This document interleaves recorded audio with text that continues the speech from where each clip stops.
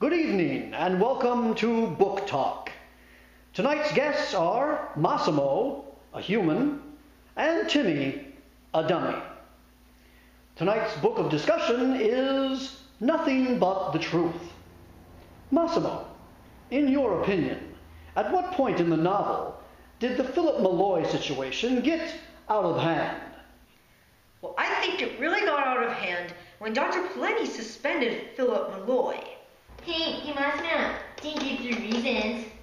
Shut up, Timmy. 3 reasons were, number 1, it made it more difficult for Philip and his family at home. Number 2, it made Philip hate Miss Narwin even more. And number 3, it made it just a big deal or fuss over just breaking one little rule. Hey, Massimo, you didn't give a quote. Okay, I'm gonna ignore you. And a quote on page 64 was, Dr. Poleni asked, "Please apologize to Miss Narwin." And Philip said, No. Wait, what do you mean, no? I finished your sentence. No. What is the one thing that 4 different characters could have done differently that would have prevented the Philip Malloy issue from occurring at all? Well, I can think of 5 people. Number 1, Philip Malloy. Number 2, Miss Narwin. Number 3, Dr. Poleni. And 4 and 5, Mr. and Mrs. Malloy. Now, one thing that Mr. and Mrs. Malloy could have done was, they could have tried to hear the other side of the story. Dr. Poleni could have just talked to Miss Narwin and the principal about it instead of suspending him. Miss Narwin could have just talked to Philip Malloy herself instead of sending Philip to Dr. Poleni. And Philip Malloy could have just asked the principal if he could move out of Miss Narwin's homeroom. What do you think the author wants you to have learned after having read his book? Well, I learned that you shouldn't try and get out of a homeroom just by getting in trouble. Well, you're a goner. That's a bad answer. Terrible. You're really starting to get annoying, Timmy. Stop it.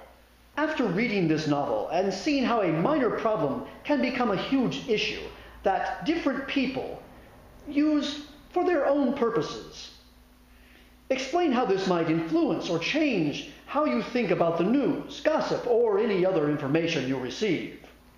Well, I learned that hearing isn't always exactly believing. Well, that's a stupid question. Timmy, it's not a stupid question. I just happen to not be interested in gossip. Hey, didn't give a quote and examples. That's it, Timmy, stop it. Well, an example was when Dr. Albert Seymour was interviewing Poleni, he refused to say that he suspended Philip Malloy. He said, "I did no such thing." Who is most at fault for making the Philip Malloy issue a bigger deal? Well, I'd say Philip Malloy himself was at fault the most for exaggerating the story to everyone. Hey, didn't give 3 quotes. Timmy, stop blaming me for things. Well, 3 quotes were, number 1, on page 28, he said, "This teacher has it in for me." On page 57, he said, "I was singing, aka not humming." And on page 61, he said, "She's against me being patriotic." Hey, I have a report. Oh, thank you. If you are reading this, you should shut up. Okay, Timmy, that is not how you write a 3-paragraph report on Nothing But the Truth. Plus, your handwriting is terrible. Well, look at my hands.